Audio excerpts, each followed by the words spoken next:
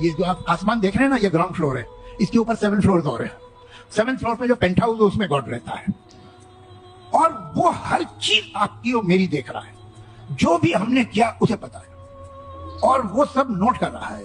پھر جب آپ مرتے ہیں تو ایک دن وہ آپ کو سامنے کھڑا کرے گا اور پوچھے گا تم نے یہ کیا تھا۔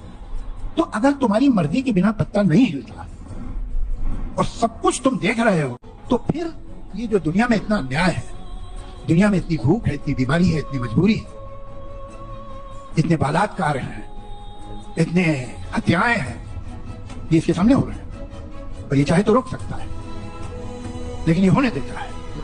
اور یہ مجھ سے پوچھے گا، اس کی مجال ہوگی کہ مجھ سے پوچھے گا کہ تم نے کیا کیا دنیا میں، میں پوچھوں گا اگر یہ نکلا۔ دوستان محترم، جیسے کہ آپ نے یہ ویڈیو دیکھ لی میرے دوستو، اس کا نام ہے جاوید اختر اور یہ ناستک ہے میرے دوستو۔ دوستان محترم، اس نے اللہ کے اوپر سوال اٹھایا ہے، یعنی کہ اللہ کے وجود پر سوال اٹھایا ہے میرے دوستو۔ دوستان محترم، اس کے کہنے کے مطابق یہ معاذ اللہ کہتا نظر آ رہا ہے کہ اللہ ہے نہیں، اللہ جیسی کوئی چیز نہیں ہے میرے دوستو۔ اب اسی کو لے کر کے مفتی سلمان ازہری صاحب نے بہت بڑا جواب دیا ہے اس کو۔ آپ ایک مرتبہ مفتی سلمان ازہری صاحب کا یہ ویڈیو دیکھیے۔ اگر آپ ہمارے چینل پر نئے ہیں تو چینل کو سبسکرائب کر دیں اور اس ویڈیو کو آخر تک ضرور دیکھیں۔ آئیے دیکھتے ہیں پہلے یہ ویڈیو۔ اللہ الصمد لم یلد ولم یولد، کہو وہ اللہ ایک ہے، اللہ بے نیاز ہے۔ لم یلد، نہ وہ کسی سے پیدا ہوا ہے، ولم یولد، نہ اس سے کوئی پیدا ہوگا۔ اس سے کوئی لم یلد، اس سے کوئی پیدا نہیں ہوا، اور نہ وہ کسی سے پیدا ہوا۔ یہاں ختم ہو گئی بات۔ اب نہ میرے خدا کا کوئی باپ ہے، نہ بیٹا ہے، نہ بھائی ہے، نہ بہن ہے، کہیں یہ تصور آئے گا ہی نہیں۔ تم ہم سے یہ سوال نہیں کر سکتے کہ اللہ کے آباء و اجداد کہاں ہے، اولاد کہاں ہے۔ ہم نے خدا کو مانا ہی ایسے ہے کہ وہ جسم و جسمانیت سے بھی پاک ہے، رشتہ داری سے پاک ہے، کوئی نہ اس کا ہمتا ہے، ایک ہی سب کی سنتا ہے۔ یہ اللہ تبارک و تعالیٰ کے متعلق ہمارا یقین یہی ہے۔ عزیزان گرامی وقار، دور اور تسلسل کا جو قانون ہے، میں نے یہی بتایا کہ بعض لوگ اس چیز کے ذریعے سے بھی چاہیں تو ہدایت حاصل کر سکتے ہیں کہ کہیں تو جا کے ہمیں فل سٹاپ ہونا پڑے گا، کوئی تو ہے جو اینڈ ہے، اس کو کوئی پیدا کرنے والا نہ ہو، جا کر کے تمہیں ختم ہونا پڑے گا ایک نہ ایک جگہ، کہ کوئی تو ہے جو لاسٹ ہے، اس کو کوئی نہ پیدا کیا ہو۔ اگر اس کو بھی کوئی پیدا کیا ہے تو پھر یہ بھی بات ہے کہ اس کو بھی کوئی پیدا کیا ہوگا۔ تو ہمیں ایک ایسی ذات ماننی پڑے گی جس کو کوئی نہ پیدا کیا ہو، تبھی جا کر کے ہم یہ کہتے ہیں وہ جو ذات تم جا کر اینڈ ہوگے، اسی کا نام اللہ رب العزت ہے، جس کو کسی نے پیدا نہیں کیا۔ یہ اسلام کا بہترین عقیدہ ہے میرے عزیزو۔ توحید کسے کہتے ہیں؟ اب بات آتی ہے، وجود کی بات ہو گئی، اللہ ہے اتنا تو ماننا پڑے گا۔ اس کے لیے تو بہت ساری دلیلیں بچے بھی پکڑ کر کے بتا دیں گے۔ ایک خاتون، ہم نے بچپن میں پڑھا تھا، ایک بوڑھی عورت چرخہ سل رہی تھی، اس سے جا کر کسی نے پوچھا کہ اللہ ہے کہ نہیں ہے، تو اس نے کہا ہے۔ کیا دلیل ہے؟ کہا یہ میرا چرخہ جو سل رہا ہوں یہی دلیل ہے اللہ کی۔ کہا کہ کیسے؟ کہا یہ چرخہ، اس سے کپڑے سلتی ہوں، جب تک میں چلاتی نہیں یہ سلتا نہیں، مشین سلتی نہیں ہے کپڑے، اسی سے میں نے یہ یقین کر لیا کہ میرا چرخہ میرے چلائے بغیر نہیں چلتا، تو نظام کائنات پورا بغیر چلائے کیسے چلے گا؟ کوئی تو ہے۔ یہ ہو گئی بات وجود کی، کوئی تو ہے۔ اب آتی ہے توحید کی بات، کوئی تو ہے، اب ہمیں یہ بتانا ہے ایک ہی ہے۔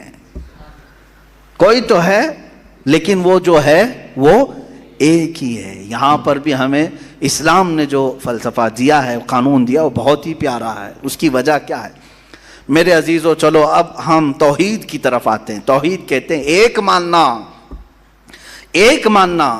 حقیقت میں دیکھا جائے تو دنیا کے اکثر مذاہب میں توحید کا شروع میں درس رہا۔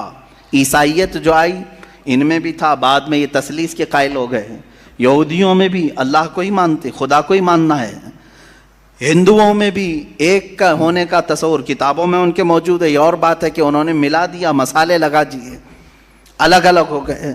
خالص جو اپنے دین پر باقی ہے الحمدللہ وہ اسلام ہے آج بھی۔ اللہ رب العزت ہے اور وہ ایک ہے، ایک ہے۔ اس پر کیا دلیل ہے؟ اس پر بھی دلیلیں دینی ہوں گی مسلمانوں۔ عقلی دلیلیں بھی ہیں، نقلی دلیلیں بھی ہیں. نقلی دلیلیں ہمارے لیے، نقلی کا مطلب ہوا کسی جگہ سے ثابت ہے، قرآن سے، حدیث سے یہ ثابت ہے تو یہ نقلی دلیل. عقلی جو عقل بھی جس کو تسلیم کرے، عقل جس کو ایکسیپٹ کرے، وہ کیا ہے؟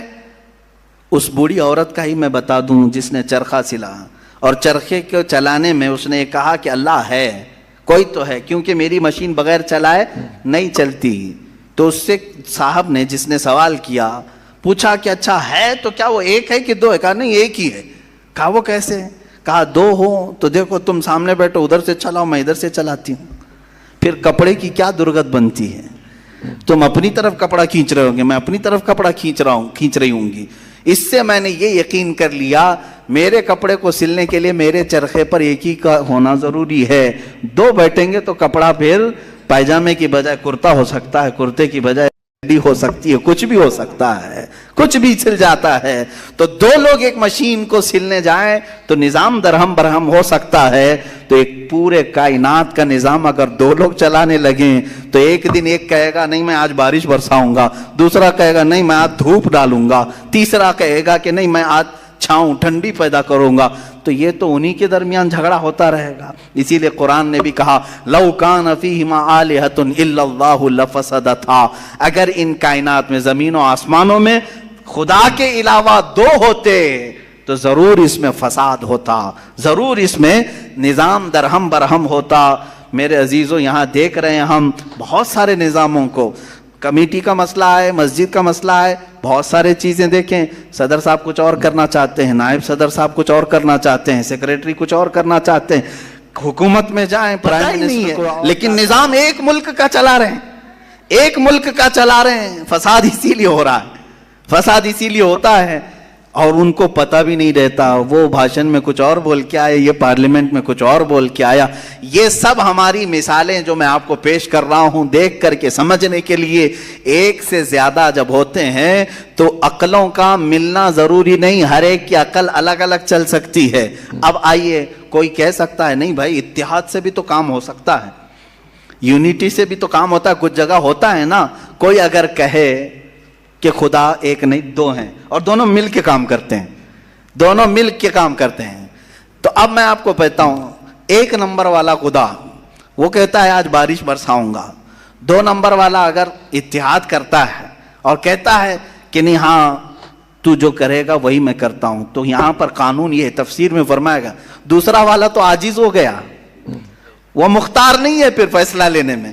اور عاجز جو ہوتا ہے وہ خدا نہیں ہوتا، خدا وہی ہوتا ہے جو مالک و مختار ہے، جو خود فیصلے لے گا اور اس میں کسی کو شریک نہیں کرے گا. تو اگر دوسرا والا مان گیا اس کی تو وہ خود عاجز ہو گیا، اس کی اپنی نہیں چلی. دوسرے دن دوسرا چلایا اور پہلے والا راضی ہو گیا تو پہلا عاجز ہو گیا. تو خدا عاجز نہیں ہو سکتا، یہ ہمارا عقیدہ ہے. خدا وہی ہے جو قادر مطلق ہے، قادر مطلق، ہر چیز پر وہ خود فیصلے لیتا ہے، خود ہی اختیار رکھتا ہے. الحمدللہ اسلام کو اتنا پاک و صاف رکھا گیا ہے. خدا کا جو عقیدہ ہے ہمارے ہاں، عقیدہ توحید ہے، وہ انسان کے ذہن کو بھی پاک و صاف کرتا ہے، انسان کا ذہن بھی پاک و صاف رہتا ہے. اگر عقیدہ توحید تمہارا ہٹ گیا، میرے عزیزو توجہ چاہتا ہوں، توحید عقیدہ سمجھ گئے، اللہ کو ایک ماننے کا عقیدہ اگر ہٹ گیا تو پھر انسان اتنا ذلیل ہوتا ہے کہ پھر وہ ہر چیز کو خدا ماننے لگ جاتا ہے، چاہے وہ چوہا ہو کہ بلی ہو کہ سانپ ہو کہ مچھر ہو، کسی کے بھی سامنے جھکنے لگ جاتا ہے. توحید کا عقیدہ اگر ذہن سے ہٹ گیا، اللہ کو ایک اور بڑا ماننے کا عقیدہ ہٹ گیا، تو ہم نے ان لوگوں کو بھی دیکھا ہے جو عورتوں کی شرمگاہوں کو بھی عبادت کرتے ہیں، بہت ساری غلاظتوں کو بھی پوجتے ہیں. میرے عزیزو یہ کب آتی یہ چیز؟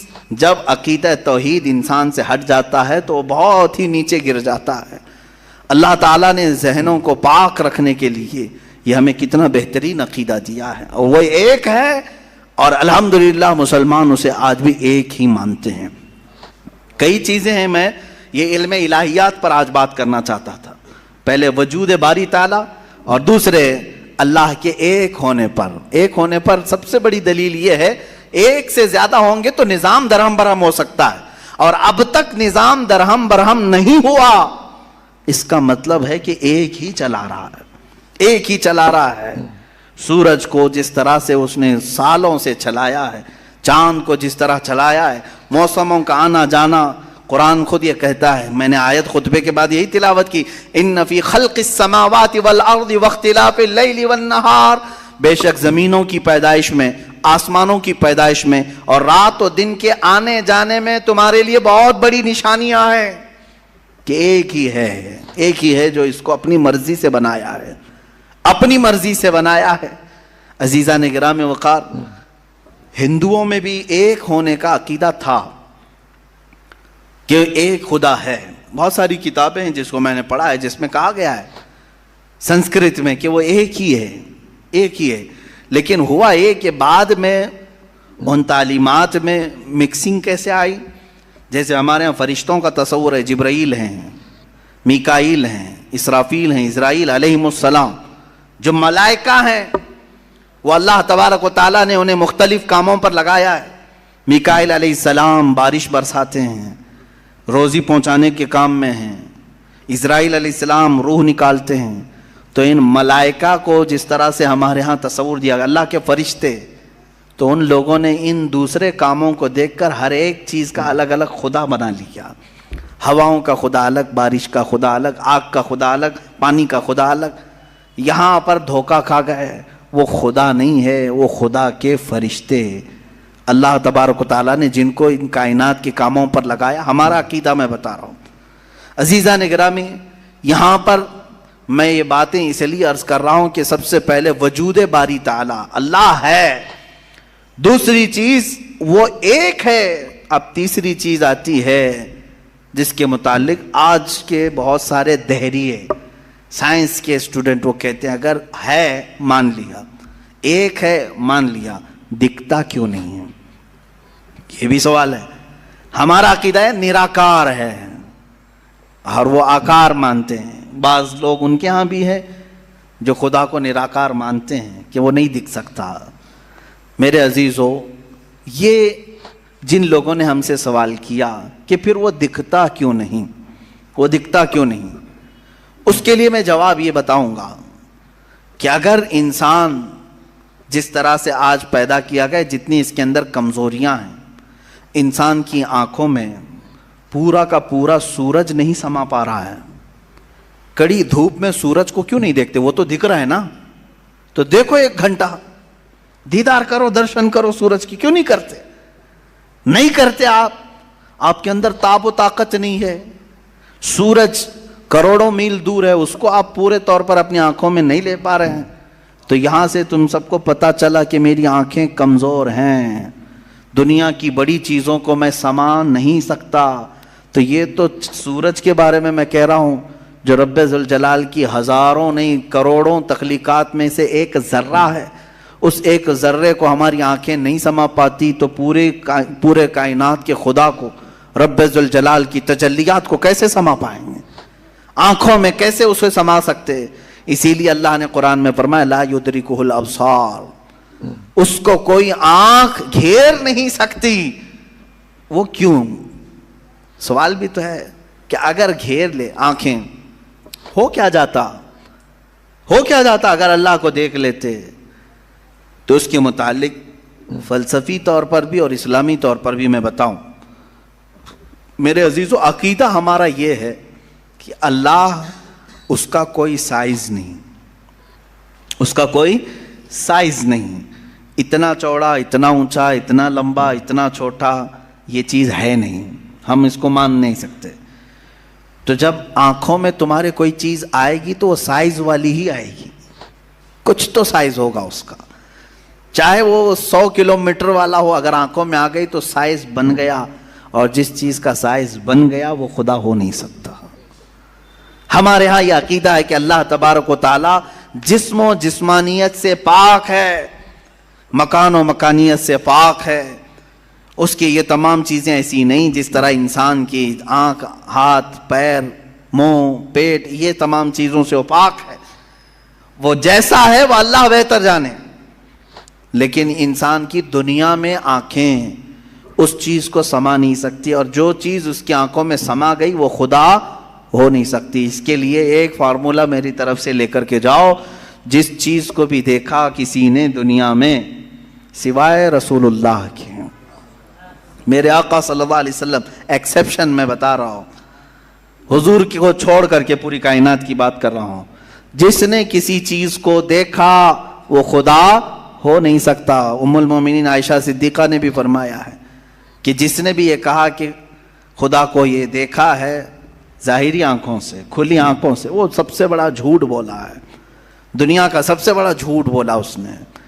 اب یہ بات میں اسی لیے عرض کر رہا ہوں کہ ہو سکتا ہے تمہارے تک بھی آ جائے وہ بھیجے میں خدا دکھانے والے پیر صاحب. ہاں کچھ لوگ خدا کو دکھا کر کے مرید کرانا چاہتے ہیں اور تانا مارتے ہیں, ارے میاں ہم تو دکھا کے مرید کرتے ہیں. دکھا کے کس کو؟ بکرے کے بھیجے میں دکھا کر کے. میاں ان کو یہیں خدا مل رہا تھا معاذ اللہ رب العالمین, کلیجے میں نہیں, پھیپڑے گردے میں نہیں. جس چیز کے کھانے کا شوق پیر صاحب کو ہوا وہاں خدا دکھانا شروع کیا. نعوذ باللہ من ذالک, استغفر اللہ. یہ نہایت ہی جہالت ہے اور زندیق لوگ ہیں. میں آپ سب سے یہ کہنا چاہوں گا جو اس طرح کی بات کرے اس سے یہ کہو کہ پیر صاحب بڑے ہیں کہ موسیٰ علیہ السلام بڑے ہیں. کون ہے؟ موسیٰ علیہ السلام بار بار کہتے رہے مولا تو اپنا دیدار کرا دے, اور قرآن کہتا ہے لن ترانی, تم مجھے ہرگز نہیں دیکھ سکتے. اور پھر موسیٰ علیہ السلام نے اصرار کیا تو اللہ نے انہیں کوہ طور پر بلایا. اور یہ سب سنتے ہیں نا, معراج کے واقعے میں بھی سنایا جاتا ہے. موسیٰ علیہ السلام کو سوئی کے ناکے کے برابر ایک تجلی دکھائی گئی, پہاڑ پورا جل گیا, آپ بے ہوش ہو کر گر پڑے. پیر صاحب ابھی بھی بے ہوش نہیں ہو رہے. موسیٰ علیہ السلام جلیل القدر پیغمبر ہیں, نبی ہیں, وہ تجلی ہلکی سوئی کے ناکے کے برابر کی نہیں دیکھ سکے. تو ان سے سوال کرو آپ بڑے کہ موسیٰ علیہ السلام بڑے؟ آپ کے اندر اتنی پاور کہاں سے آ گئے؟ آپ پورے بھیجے میں دکھانے کی بات کرتے ہیں, نہایت ہی گمراہی کی بات ہے. میرے عزیزوں, میں یہ ان لوگوں کے بارے میں کہہ رہا ہوں جو اپنے آپ کو مسلمان کہہ کر کے ایسی باتیں کر رہے ہیں. باقی دوسرے ہوں تو ان کو چھوڑ دو, ان کا معاملہ الگ ہے. یہ تمام باتیں ہو گئی. میں نے 3 چیزیں آپ کے سامنے عرض کی. وجود باری تعالی, اللہ ہے, اور اگر ہے تو ایک ہے, اور ایک ہے تو وہ نظر نہیں آتا, دکھتا نہیں. یہ 3 عقیدے اسلام کے بنیادی عقیدے ہیں. بنیادی عقیدے ہیں, ان میں ذرا برابر بھی ٹس سے مس ہوئے تو تمہارا ایمان چلا جائے گا. یہاں سے گمراہیوں کے دروازے کھلتے ہیں. جنہوں نے خدا کے وجود کا انکار کیا وہ ملحد ہو گئے, جنہوں نے اسے ایک سے زیادہ مانا وہ مشرک ہو گئے, جنہوں نے اس کو دیکھنے والا سمجھا. دوستان محترم, جیسے کہ آپ نے یہ ویڈیو دیکھ لی, میرے دوستوں امید ہے کہ آپ یہ پورا ویڈیو دیکھ کر سمجھ گئے ہوں گے. ملتے ہیں انشاءاللہ آنے والے اپڈیٹ کے ساتھ. السلام علیکم ورحمۃ اللہ وبرکاتہ.